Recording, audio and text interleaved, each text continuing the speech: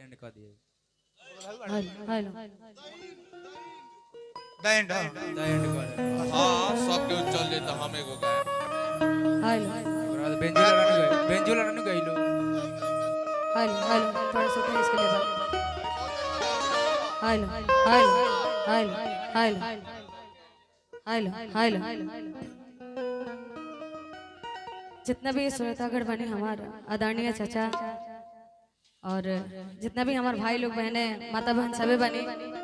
सबके पैर छुके मन से ही हम प्रणाम करते हैं। एक बार जोरदार ताली बजा के आशीर्वाद दे दी। जोरदार तालियां और हर साल की तरह आज हाँ इस साल में भी 2024 गई 2025 अब फेरू ना भाई माता रानी से विनती करब कि रोलो जहाँ भी रही एकदम हंसते रही मुस्कुराते रही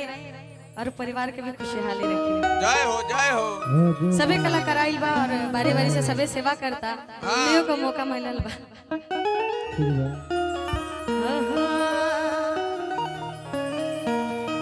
और चाचा जी हमार बड़ा मांगन बने कहाँ गए चाचा जी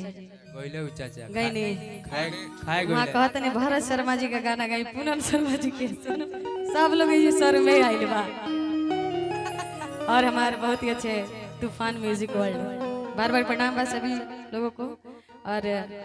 सभी कलाकार के यहाँ का सपोर्ट करे नहीं लेकिन हम चाह कि रो लागल रही बड़ा अच्छा गावे नहीं रोगा बबलू बबुआन जी हेलो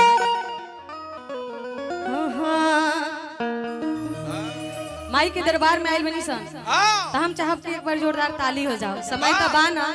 हालांकि हमने एक लेट से आइल बनी सका